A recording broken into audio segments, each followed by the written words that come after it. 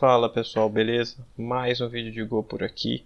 Nesse vídeo a gente vai falar sobre structs, começando aqui criando o arquivo como sempre.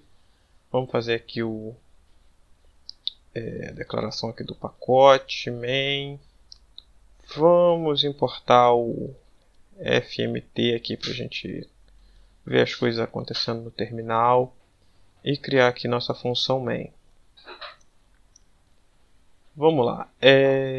O que são as structs em Go?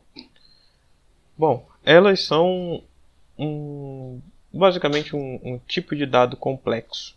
E o que seria isso? Seria basicamente uma variável com mais variáveis dentro. Deixa eu declarar um aqui para ficar mais claro isso. Vou criar aqui uma type pessoa e eu digo que esse type é struct. Essa daqui é a estrutura básica para criar um struct.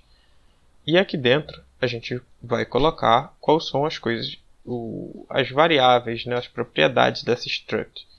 Então vamos lá, eu vou colocar aqui um nome e vou dizer que é uma string. E vou colocar aqui uma idade e vou dizer que é um int. A gente poderia ter mais coisas aqui.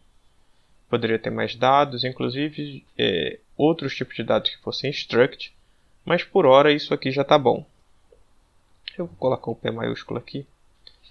Por hora isso aqui não significa nada pra gente, mas em Go tem significado C maiúsculo, C minúsculo. Por hora não vai significar nada. Mas vamos lá. Como é que a gente usa struct? Então, para usar struct eu não posso só chegar aqui e falar assim, cria uma pessoa aí e vou lá. Não é bem assim. A gente tem que criar uma variável. Uma variável que é do tipo struct. Então, se a gente fosse declarar ela bonitinha assim, aqui seria assim. Var pessoa, que é do tipo pessoa. É mais ou menos o que acontece com as linguagens que têm classes. Então, a struct é mais parecido com a classe, para termos de comparação. É diferente, mas assim, a coisa mais parecida que as outras linguagens de programação apresentam para um struct é isso. Então vamos lá. Dado que eu tenho essa pessoa aqui, agora sim eu posso acessar os dados dela. Nesse caso aqui, essa pessoa não tem valor nenhum. Então, para eu passar valores para ela aqui, eu faria o seguinte. Eu diria aqui, eu quero uma pessoa e eu passo essas chaves. E aí eu posso passar aqui de dois jeitos. Eu posso passar por ordem de criação aqui, que seria essa ordem aqui, nome, idade, a mesma ordem que aparecer aqui, eu saio jogando os dados aqui. Então poderia colocar aqui, esse é o John e ele tem 35 anos. Pronto, agora eu tenho uma pessoa. Se eu viesse aqui e fizesse fmt, println e mandasse printar essa pessoa, imprimir no terminal os dados dessa pessoa, a gente conseguiria chegar aqui e fazer um go run main.go e ver aqui. Esse é o John, tem 35 anos. Geralmente existe uma indicação que a gente não faça assim, que a gente faça de um outro modo, que seria assim, nome, dois pontos, e aí o dado. Só para mostrar por que isso é uma indicação, eu vou fazer o seguinte, vamos supor que a gente está aqui e eu diga que vai entrar mais um dado aqui e eu vou chamar de CPF. Vamos botar um documento aqui. CPF é uma string. Olha lá, a gente tem um problema. E por que a gente tem um problema? Porque a gente está esperando aqui que seja nessa ordem. E o segundo campo aqui é uma string. A gente não passou uma string no segundo campo. A gente teria que ter duas strings. Então, se a gente montasse isso aqui de outro modo, isso aqui continuaria funcionando mesmo se a gente não tivesse passado o CPF. Olha só que interessante. A gente poderia fazer aqui o nome, idade, e a gente não passou o CPF e continua funcionando. E qual o valor que fica no CPF?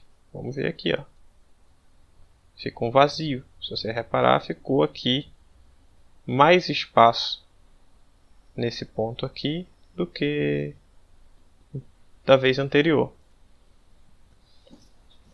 Como é que resolve isso? Né? É simples, a gente chega aqui, CPF, dois pontos, é uma string, vou botar aqui 1, 2, 3.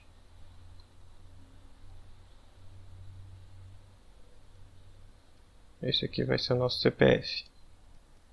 Outra coisa interessante nesse modelo aqui é que a gente não precisa seguir essa ordem. Se eu quiser botar o CPF lá no final, ele vai funcionar igualmente. Eu vou fazer até uma mudança mais simples aqui.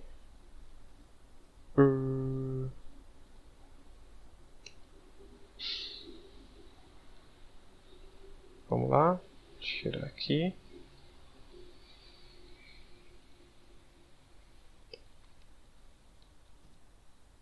Isso aqui continua funcionando. A gente pode dar uma mudadinha aqui, ó. Mas isso aqui na prática não muda nada. Bom, muda só uma coisinha. Se a gente quiser mostrar ele assim, a gente precisa colocar uma vírgula aqui no final. Mas é só isso. Na hora de imprimir aqui, a struct está aí com os mesmos valores.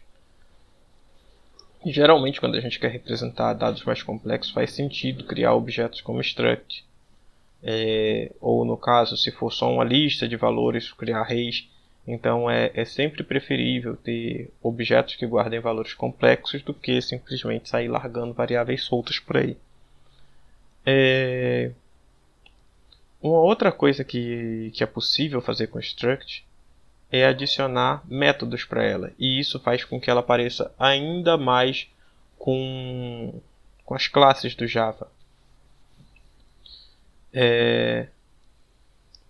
Eu vou criar um aqui.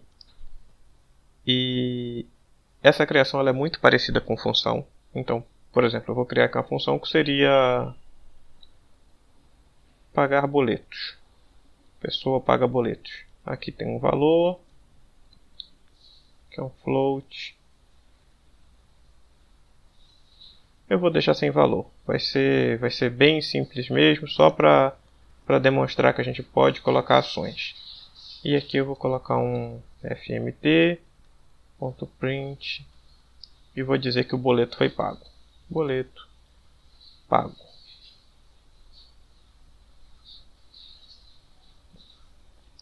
Só que o que acontece? A gente criou aqui, se a gente fosse aqui e tentasse usar, chegasse aqui e falasse assim, pessoa ponto paga boleto. Não tem essa opção pra gente. A gente colocar aqui, tá com erro, ele não conhece isso. Como é que se faz no Go para associar esse valor aqui, essa função com a struct? A gente faz o seguinte, a gente abre o parênteses aqui e aqui a gente passa o nome da struct que a gente quer. Agora sim, agora está associado e agora a gente consegue fazer essa chamada aqui funcionar. Outra coisa que dá para fazer é a gente chegar e fazer assim, dar um nome para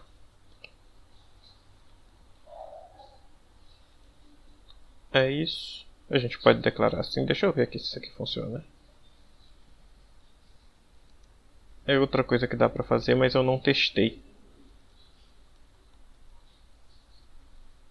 Esse eu não testei. Vamos ver aqui se eu pagar boleto vai imprimir direitinho. Olha lá, imprimiu direitinho. Mas outra coisa que a gente pode fazer é dar um nomezinho aqui. No caso, criar uma variável aqui com esse pedaço de estrutura que a gente consegue usar dentro do método. Então a gente consegue pegar os dados que foram passados aqui na construção da struct, da instância da struct, e usar dentro dos métodos dela. Então, por hoje é isso.